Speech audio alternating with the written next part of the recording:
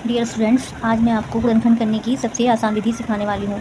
और जो ये गुणनखंड वाले जो सवाल होते हैं वो हर साल कक्षा 10th 9th या कोई सी भी क्लासेज हो वो हर साल आते ही आते हैं। तो गुणनखंड को हम आसान तरीके से किस प्रकार से कर सकते हैं, आइए हम इस वीडियो में देखते हैं। क्या करना होता है बच्चों, कुछ नहीं करना ना, बस ये जो पहली वाली संख्या है ना, इस पहली वाली संख्या की आखिरी वाली संख्या से मल्टीप्लाई कर देनी है, यानी गुणा कर देनी है। अब लेट सपोज मान लो यहाँ पे तो x के साथ 2 था, तो मैंने 2 की गुणा अगर 6 में करी थी, 2 6 आ गया मेरा 12, है ना, 12 आ गया। मान लो यहाँ पे x के साथ कुछ भी नहीं होता, तब कैसे करते? तो हमें ये पता है कि जिसके साथ कुछ भी नहीं होता उसके साथ हम क्या मानते हैं, 1 मानते हैं, है ना। तो हम करते 1 छिक्के 6। अब क्योंकि x के साथ 2 दे रखा है तो हमने 2 के साथ क्या कर दिया, 2 के गुणनखंड करे तो 2 छिक्के हमें क्या मिला, 12 मिला। अब 12 को मैं किस प्रकार से तोड़ूँ कि मुझे बीच वाली संख्या मिल जाए, यानी 7x मिल जाए। तो 12 को अगर 12 की गुणनखंड करूँगी तो मुझे पता है कि 6 दूनी कितना होता है, 12 होता है। 6 दूनी 12 होता है ना। लेकिन अगर 6 और 2 को अगर मैं प्लस करती हूँ तो मुझे क्या मिलता है, 8 मिलता है। तो 8 तो हमें नहीं चाहिए, यानी कि ये हमें नहीं चाहिए।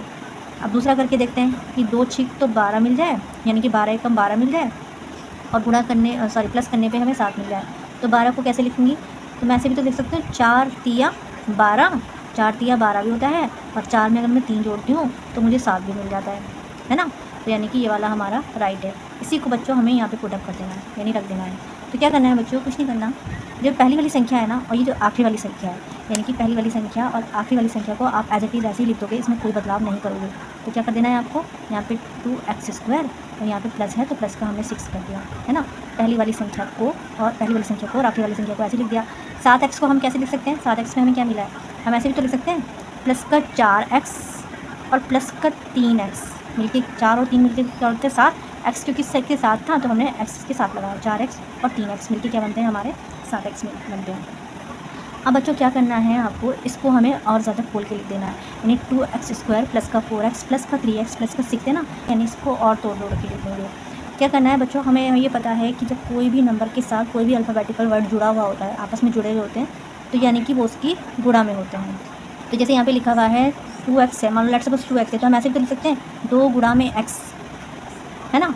अब मान लो यहाँ पे 2x² है तो वो कैसे लिखा जाएगा, 2 गुणा में x 2 बार है ना, तो हम ऐसे लिख सकते हैं x गुणा में x, है ना। मान लो यहाँ पे 3x होता तो हम कैसे लिखते हैं, 3 गुणा में x, है ना।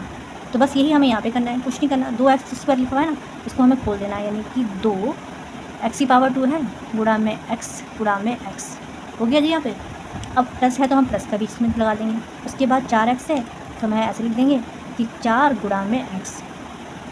4 को भी ऐसे हम खोल सकते थे, तो 4 को हम कैसे खोलते, देख मैं यहाँ पे खोल के दिखाती हूँ, 2 दूनी 4 गुणा में x, है ना। अब प्लस है तो हमारा फिर वही प्लस आ जाएगा, है ना। 3x को हम कैसे लिखेंगे, 3x को हम ऐसे लिख सकते हैं 3 गुणा में x, है ना। प्लस है तो हमारा प्लस आ जाएगा ऐसे। 6 को हम कैसे लिख सकते हैं कि 3 दूनी 6, जो हमें कुछ नहीं करना, हमें खोल के लिख लिया। अब बस हमें कॉमन संख्या बाहर ले लेनी है, वही हमारा आंसर होगा। अब हम ये देखेंगे कि बीच में प्लस है ना, सबके प्लस है, यानी कि सब अलग अलग है। अब इनके ना 2 के ग्रुप बना लेंगे, एक ग्रुप हमारे पास ये बन जाएगा और एक हमारे पास ये बन जाएगा, है ना। अब हम ये देखेंगे कि क्या चीज़ कॉमन इसमें भी है और क्या चीज़ कॉमन इसमें भी है। जो चीज़ इन दोनों में कॉमन होगी ना वो हम बाहर निकाल लेंगे, और जो कॉमन नहीं बचेगा ना, यानी कि जो नंबर इसमें होगा जो नंबर इसमें नहीं होगा, उसको हम ब्रैकेट के अंदर रख देंगे, है ना। तो सबसे पहले हम ये देखेंगे 2, क्या 2 तो इसमें है, क्या 2 इसमें कहीं दिख रहा है आपको, हाँ जी 2 तो इसमें भी दिख रहा है, तो उस 2 को हम बाहर ले लेंगे। अब हम ये देखेंगे हमें तो इसमें x दिख रहा है, क्या x इस वाले में दिख रहा है हमें कहीं, x तो हमें इसमें भी दिख रहा है, यानी इस वाले इसमें भी x है और इस वाले में भी x है, तो उस x को भी हम बाहर ले लेंगे।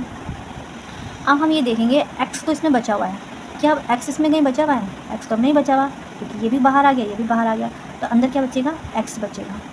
प्लस है तो प्लस आ जाएगा। अब इसमें क्या कौन सा बच रहा है हमारा, इसमें तो हमारा 2 बचा हुआ है, इस 2 को भी हम ऐसे ही लिख लें। अब हमें प्लस है तो यहाँ पे प्लस हमने लगा दिया, फिर वही करना है। अब हमें इन दोनों में कॉमन देखना है, जो चीज़ इसमें भी हो इसमें भी हो, इसको हम बाहर निकाल देंगे, और जो कॉमन नहीं बचेगा वो हमारा ब्रैकेट के अंदर जाएगा। तो 3 तो हमें इसमें दिख रहा है, क्या 3 इसमें कहीं दिख रहा है हमें, देखो देखो दिख रहा है, हाँ जी दिख रहा है, 3 तो ये रहा, तो उस 3 को हम बाहर निकाल लेंगे। अब हमें x तो इसमें दिख रहा है, क्या इसमें x दिख रहा है कहीं पे, नहीं दिख रहा। या इसमें तो 2 है, इसमें कहीं 2 दिख रहा है, नहीं दिख रहा। तो जो चीज़ हमें पता है कि जो चीज़ इसमें होती है इसमें नहीं होती, वो हमारी किस में जाती है, ब्रैकेट में जाती है। तो यहाँ पे क्या बचा हमारा, x बचा, प्लस का प्लस था, और यहाँ से हमारे क्या बचा, 2 बचा, है ना। तो प्यारे बच्चों, जब हमारे दोनों ब्रैकेट्स इक्वल होते हैं ना, दोनों ब्रैकेट अगर हमारे समान होते हैं, तो यानी कि हमारा जो आंसर है वो ठीक जा रहा होता है। और अगर दोनों ब्रैकेट समान नहीं होते, दोनों अलग अलग होते हैं, तो यानी कि आंसर हमारा गलत दिशा में जा रहा है, ठीक है। तो अब इसमें तो दोनों ब्रैकेट्स इक्वल हैं, समान एक जैसे दिख रहे हैं, तो यानी कि आंसर हमारा ठीक है। अब क्या करना है आपको, इन दोनों में से कॉमन संख्या बाहर ले लेनी है। इन दोनों ब्रैकेट में से एक ब्रैकेट को हम बाहर निकाल लेंगे। तो हमें क्या निकालेंगे, हमारा बचेगा x प्लस का 2, यानी कि इन दोनों में से हमने एक बाहर निकाल लिया, प्लस का प्लस है। दूसरा ब्रैकेट हमारा क्या बन रहा है, देखो दूसरा ब्रैकेट हमारा वो बनता है जो हमारी बाहर की जो संख्याएँ होती हैं, यानी कि 2x प्लस का 3। प्यारे बच्चों, यही हमारा राइट आंसर है।